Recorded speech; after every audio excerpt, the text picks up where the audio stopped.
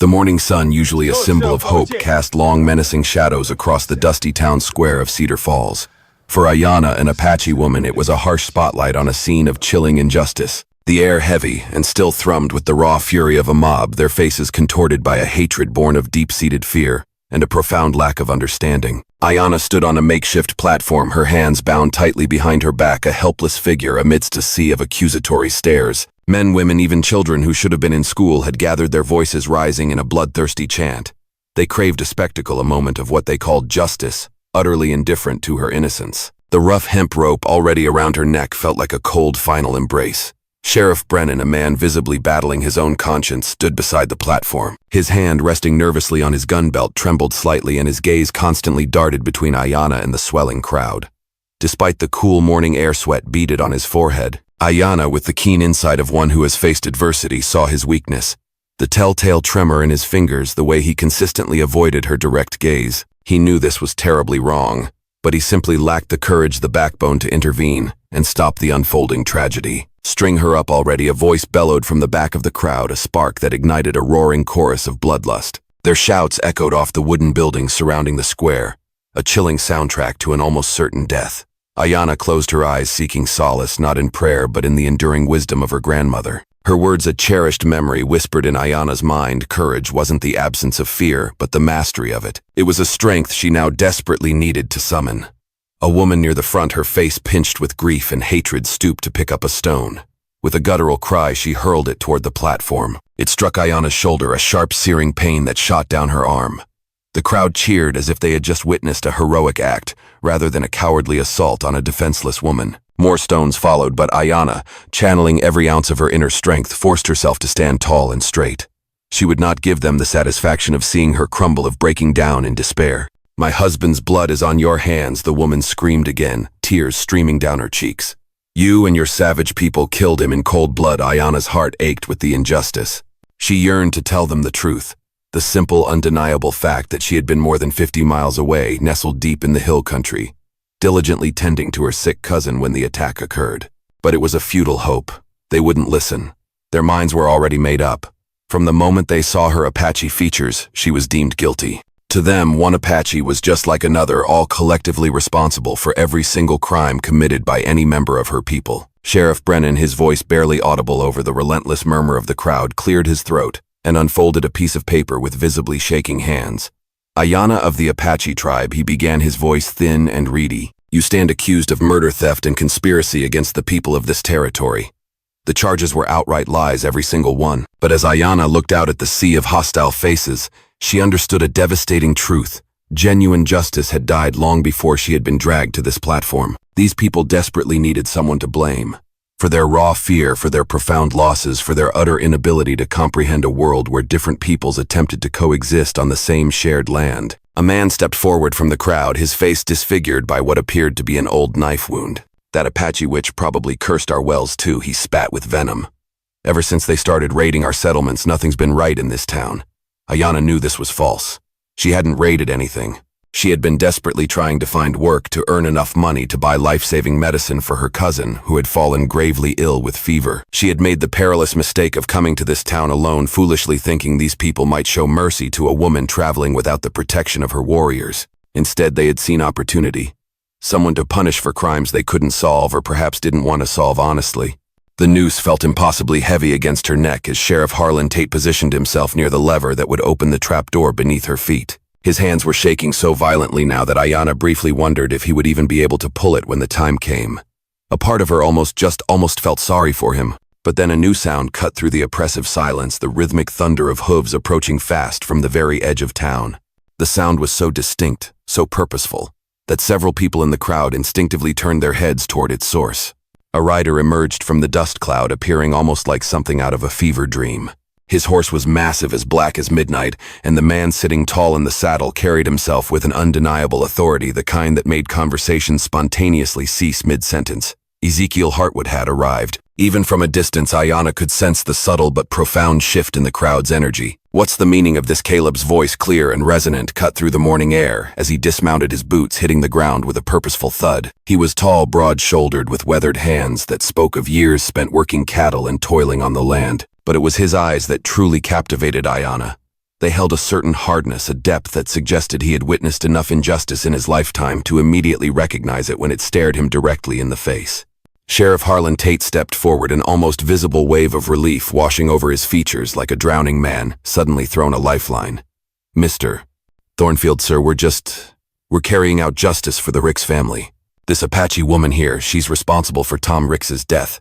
Caleb's gaze moved slowly, deliberately from the sheriff to Ayana, then back to the anxious faces in the crowd. His expression remained unreadable, yet something in his posture suggested he was calculating, measuring, making a swift and profound decision. "And what evidence do you have against her?"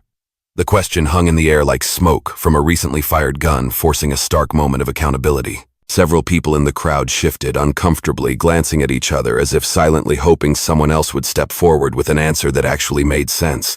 The scarred man, Marshall Creek, who had spoken earlier, stepped forward, puffing out his chest with bravado. "Evidence," he snarled, a sneer twisting his lips. "She's Apache, ain't she? That's all the evidence we need. Her people killed Tom Ricks and stole his horses. She's probably here scouting for the next raid." Caleb turned his full attention to Creek, and Ayana watched, as the scarred man's face went visibly pale under that steady, unblinking stare. "So your evidence is her bloodline, Marshall Creek. That's what passes for justice in this town now." Marshall Creek's hands clenched into tight fists at his sides. "You defending savages now, Thornfield. Maybe all that time alone on your ranch has made you soft toward their kind." The insult hit its mark, but not in the way Creek intended.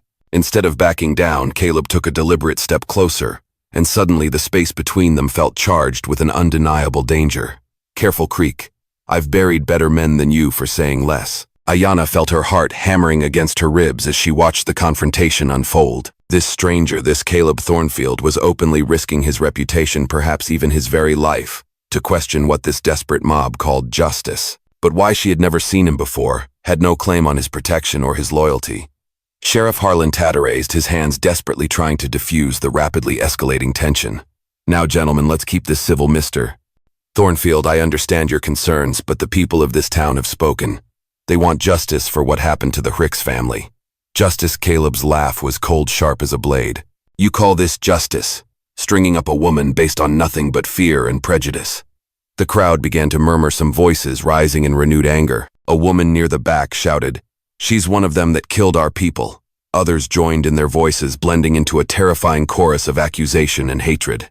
But Caleb wasn't finished. He looked up at Ayana, and for the very first time since they'd put that noose around her neck, she saw something she had almost forgotten existed: compassion in a white man's eyes. "Has anyone bothered to ask her where she was when Ricks was killed?" Caleb called out, his voice carrying clearly over the crowd's noise. "Or are we just going to murder a woman because it's easier than finding the real killers?" That's when Jedediah Slade made his first truly serious mistake. He reached for his gun. Caleb's hand moved faster than lightning, his Colt clearing leather before Creek's fingers even brushed his grip. The metallic click of the hammer being pulled back echoed across the suddenly silent town square like a death sentence waiting to be carried out. "I wouldn't," Caleb said quietly, his voice carrying the kind of calm that made smart men very, very nervous. Creek's hand froze halfway to his weapon, sweat now visibly beading on his scarred forehead. "Unless you're faster than me, Marshall. And I'm betting you're not." The crowd had gone dead silent, the kind of absolute quiet that settles over a place when violence hangs in the air like smoke. Ayana watched from the platform, her heart pounding, as she realized this stranger was willing to kill to defend her. But why? What could she possibly mean to a man she had never met? Sheriff Brennan's voice cracked as he desperately tried to regain some semblance of control. "Now hold on, both of you. There's no need for gunplay here. We're civilized people." Civilized? Caleb kept his gun trained on Creek while his eyes swept the stunned crowd. "Civilized people don't lynch women without evidence. They don't gather like vultures to watch someone die for the crime of being born different." An older woman in a black dress, Mrs.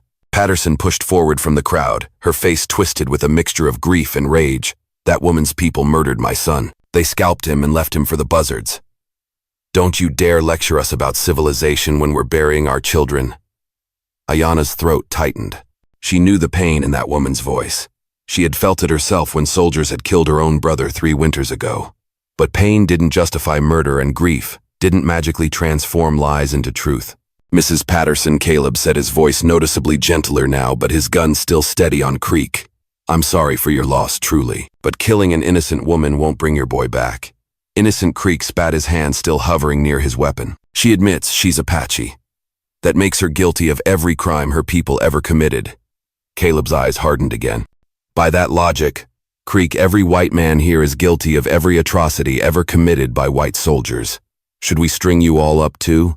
The comparison hit the crowd like a slap. Several people looked uncomfortable, shifting their weight and avoiding eye contact. But their bloodlust hadn't cooled entirely.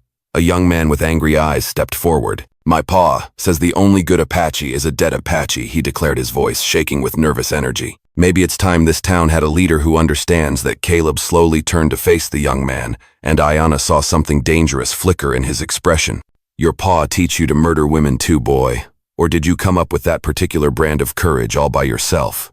The insult struck home. The young man's face flushed bright red, and his hand moved toward the knife at his belt. But before he could draw it, another voice cut through the tension. "Maybe we should hear what she has to say." Everyone turned to see who had spoken. It was Dr. Samuel Whitlock, the town physician, a respected man whose opinion carried significant weight. He pushed through the crowd slowly, his medical bag in hand, his gray beard neatly trimmed despite the early hour. "Before we do something we can't undo, Doctor," Samuel Whitlock continued, his voice calm, and reasoned perhaps we should at least listen to her side of the story. Creek's lip curled in disgust. "Since when do we negotiate with savages, Doc?" But something had shifted in the crowd's mood, and Ayana could feel it like a subtle change in the weather. "Doctor," Samuel Whitlock's words had created a tiny crack in the mob's certainty, and Caleb seized the moment. "The doctor's right. If we're going to take a life, we'd better be damn sure we're taking the right one." He looked at Sheriff Brennan.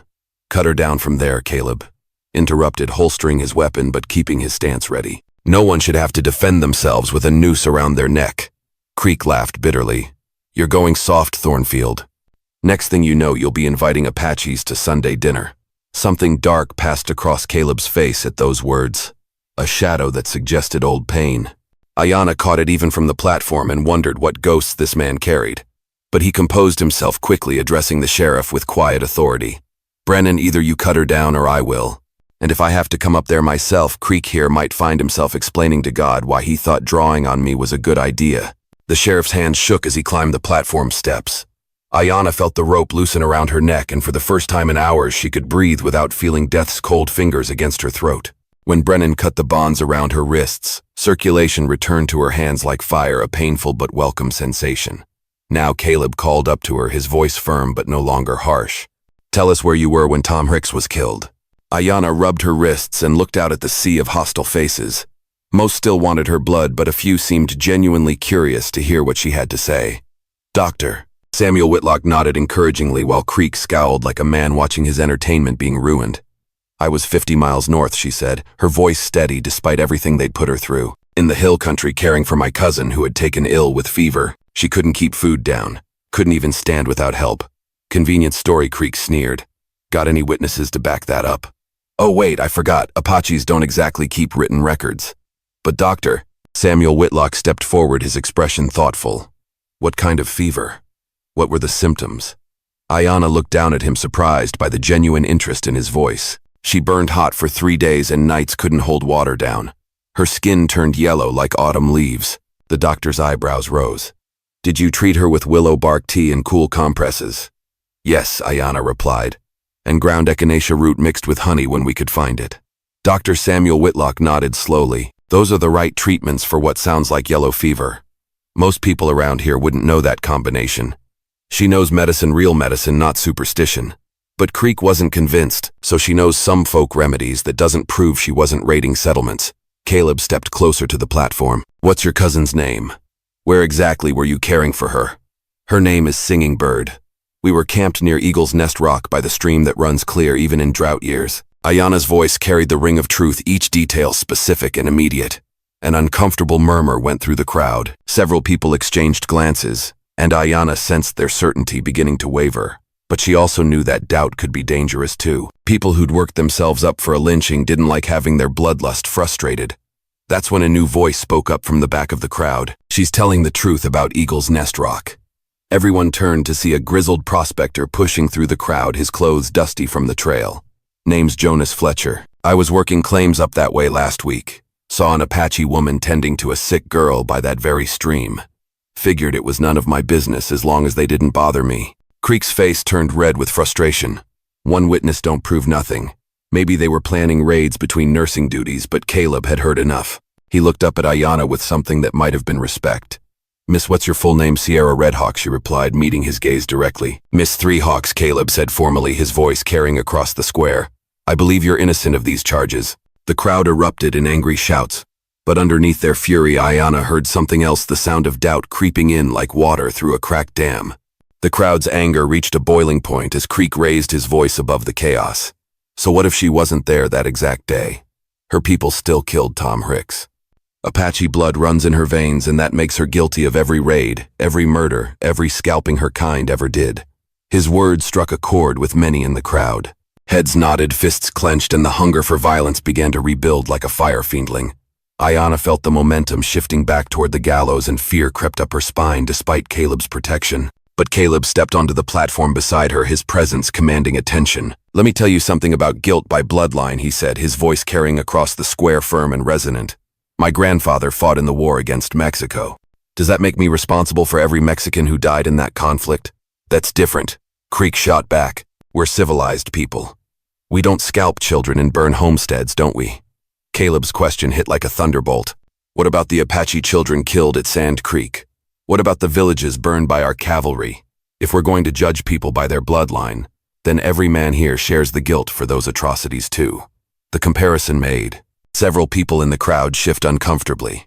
Mrs. Patterson, the grieving mother who'd spoken earlier, looked troubled by Caleb's words.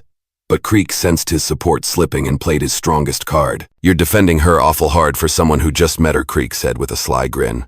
"Makes a man wonder if maybe you got other reasons for wanting to keep this Apache woman alive." The insinuation hung in the air like poison. Ayana felt the crowd's mood turn ugly again as they latched onto Creek's implication. Whispers started crude suggestions about Caleb's motives for protecting an Apache woman. Caleb's face went stone cold. "Careful, Creek. You're walking on dangerous ground." "Am I?" Creek's confidence grew as he sensed the crowd rallying behind him again. Maybe the great Ezekiel Hartwood has a taste for savage women.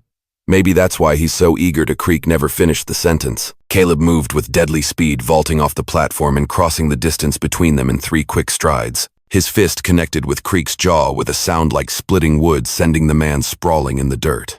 The crowd erupted in chaos. Some cheered the fight, others tried to break it up, and still others called for Ayana to be strung up while the men were distracted. In the confusion, Sheriff Harlan drew his gun but seemed unsure who to point it at. Creek rolled to his feet, blood streaming from his split lip, and this time he managed to clear his weapon. "Now you've done it.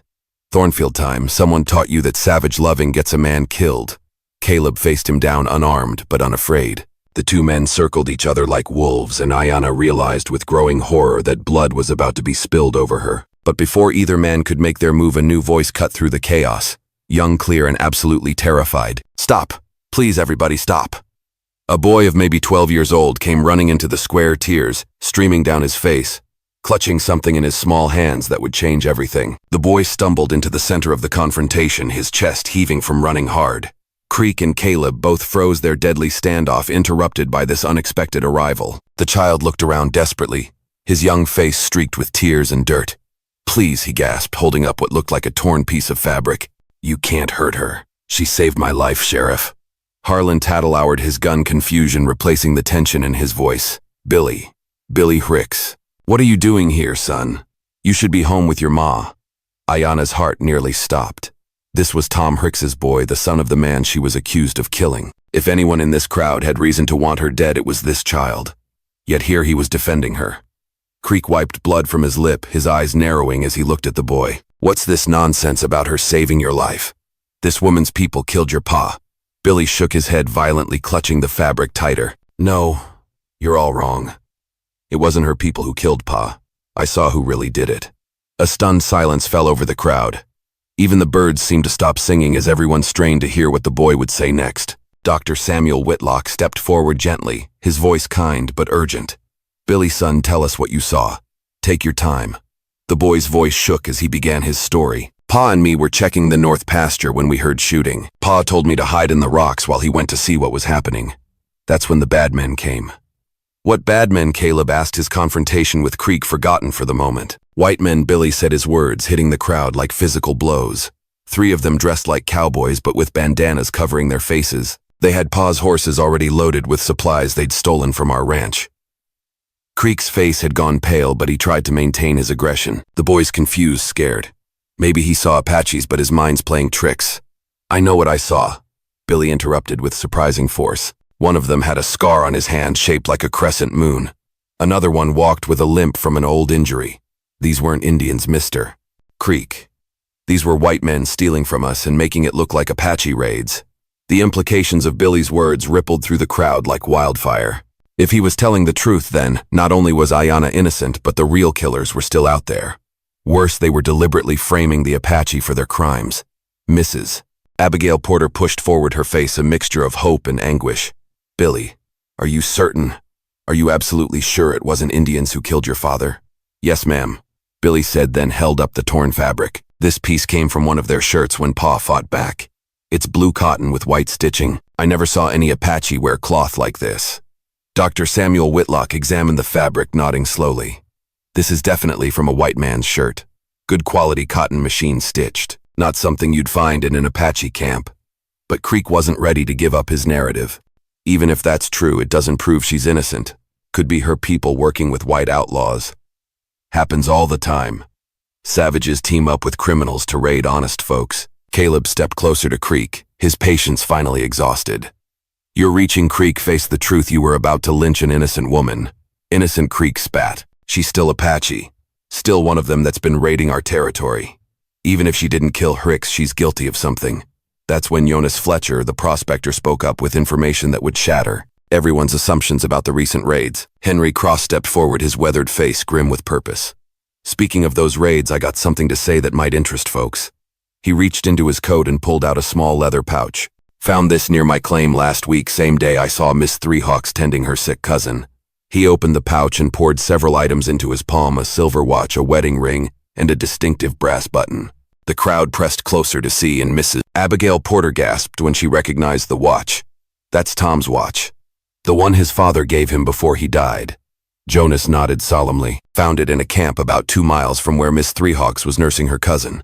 But here's the interesting part, this camp belonged to white men. I could tell by the boot prints, the way they arranged their gear, even the type of coffee grounds they left behind. Creek's face had gone from pale to ashen, but he wasn't finished fighting. So what, maybe some whites found the watch after the Apaches dropped it. Maybe, Jonas said, then reached into his other pocket. Except I also found this. He held up a piece of paper, creased and dirty but still readable. Looks like a list of homesteads to hit next. Written in English in a white man's hand. Sheriff Harlan Tate took the paper with shaking fingers and read it aloud. Johnson Ranch Friday. Miller Farm Saturday. Hendricks Place Sunday. His voice cracked as he looked up. Tom was killed on Sunday. The implications hit the crowd like a landslide. Not only had they been wrong about Ayana, but there was an organized group of white outlaws systematically raiding homesteads and letting the Apache take the blame. The silence stretched long and uncomfortable as people began to realize what they'd almost done. Dr. Samuel Whitlock cleared his throat. Miss Three Hawks, I believe I speak for many here when I say we owe you a profound apology. But Creek wasn't ready to admit defeat. His face twisted with desperate rage as he saw his narrative crumbling. This is all lies. Planted evidence. You're all being fooled by Apache trickery. Enough, Creek. Caleb said, his voice carrying final authority. Face the truth, you were wrong. That's when Creek made his final fatal mistake. With a snarl of rage, he raised his gun toward Ayana, determined to finish what the mob had started, even if he had to do it alone. If nobody else has the guts to kill this savage, I will. Caleb's Colt cleared leather with lightning speed, the shot echoing across the town square like thunder. Creek's gun flew from his hand as the bullet shattered his wrist, sending him screaming to his knees in the dirt. Next man who threatens Miss Three Hawks will get worse than a broken wrist, Caleb announced, his smoking gun still in his hand. The crowd backed away, finally understanding that their bloodlust had consequences. Billy Hicks stepped closer to Ayana, his young voice carrying across the now silent square. Miss, I'm sorry about what they did to you. My pa would have been ashamed of this whole town today. Ayana looked down at the boy, then at Caleb, then at the faces of people who minutes earlier had been screaming for her death. Some looked ashamed now, others confused, but the hatred had finally burned out of their eyes. Sheriff Harlan Tate holstered his weapon and approached the platform. Miss Three Hawks, on behalf of this town, I apologize. You're free to go. But as Ayana stepped down from the platform, she realized her ordeal had revealed something darker than simple prejudice. There were organized criminals using racial hatred as cover for their crimes. and until they were caught, both Apache and white settlers would continue to suffer. Caleb seemed to read her thoughts. Those outlaws are still out there, still killing people and letting your people take the blame. Ayana met his gaze directly. Then we need to stop them. 3 hours later, Caleb and Ayana rode side by side toward the northern hills following the trail Henry Crawshad described. Sheriff Harlan Tate had deputized them both after Dr. Samuel Whitlock convinced the town council that stopping the real killers was more important than nursing wounded pride. Billy Rollinshad insisted on coming too despite his young age. Those men killed my pa, he'd said with a determination that reminded Ayana of warriors twice his age. I got a right to see justice done. The trail led through rocky country that Ayana knew well. Her people had hidden in these hills for generations, and she could read the signs the outlaws had left behind like words on a page, broken twigs, disturbed stones, the faint scent of their horses carried on the wind. 3 men, she said quietly, studying hoof prints in a patch of soft earth, heading for Eagle Canyon. There's water there, good grass for horses. Caleb checked his rifle and adjusted his hat against the afternoon sun. Think they know we're coming? Not yet, but they will soon. Ayana pointed toward a thin column of smoke rising from the canyon ahead. They're cooking their midday meal, feeling safe because they think everyone blames the Apache for their crimes. As they approached the canyon rim, Ayana held up her hand for silence. Below them, she could see the outlaws' camp, 3 men lounging around a small fire, their stolen goods piled nearby. One had a distinctive crescent-shaped scar on his hand, exactly as Billy had described. That's them, Billy, whispered his young voice, tight with recognition and pain. Caleb studied the camp with a tactician's eye. 2 ways down into that canyon. We take them from both sides, they've got nowhere to run. But Ayana had a different idea. Let me go down alone first. They'll think I'm just a lost Apache woman. When I get close enough, too dangerous, Caleb said immediately. If they recognize you, they won't. Ayana's voice carried quiet confidence. To men like them all, Apache look the same. Besides, they think I'm dead by now, hanged in your town square. 20 minutes later, Ayana walked her horse slowly down the canyon trail, playing the part of a weary traveler seeking water. The outlaws looked up as she approached, their hands moving instinctively toward their weapons. Well, well, the scarred man called out, what have we here?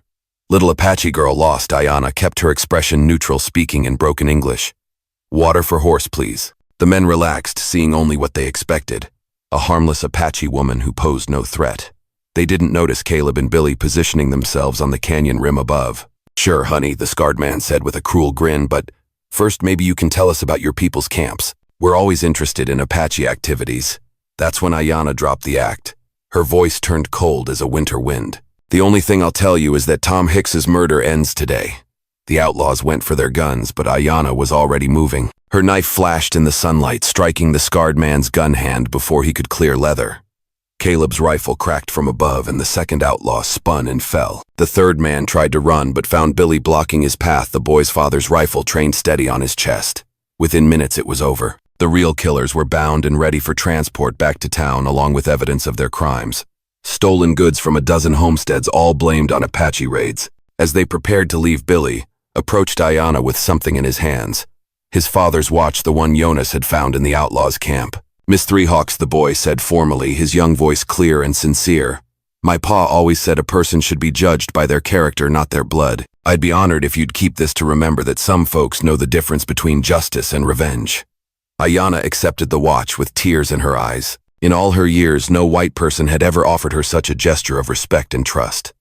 3 days later, the outlaws were tried and sentenced. The town of Cedar Falls issued a formal apology to the Apache people, and Sheriff Harlan Tate established new policies requiring evidence before accusations. Caleb donated money to help Apache families whose relatives had been wrongly killed in retaliation for the outlaws' crimes. As for Ayana, she chose to stay in the territory, working as a translator and liaison between the Apache and white settlers. Her courage on that gallows platform had saved more than just her own life. It had opened eyes and changed hearts, proving that true justice could prevail.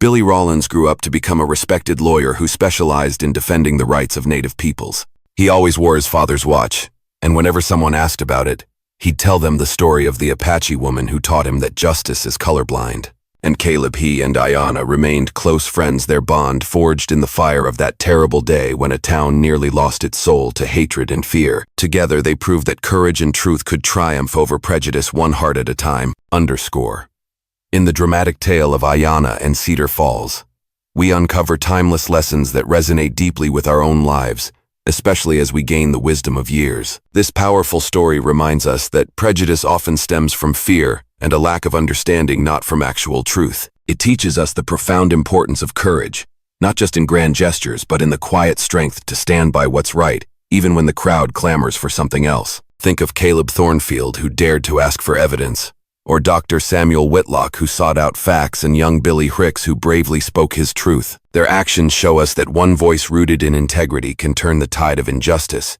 This narrative beautifully illustrates that truth, though sometimes slow to emerge, ultimately prevails. It highlights our shared human responsibility to look beyond superficial differences and to judge individuals by their character and actions, not by their background or appearance. In a world that often rushes to judgment, Ayana's story calls us to pause, to question, and to champion fairness, ensuring that compassion and clear-sightedness guide our steps. One moment. If you like the story, subscribe to the channel. Now click on the video on the screen.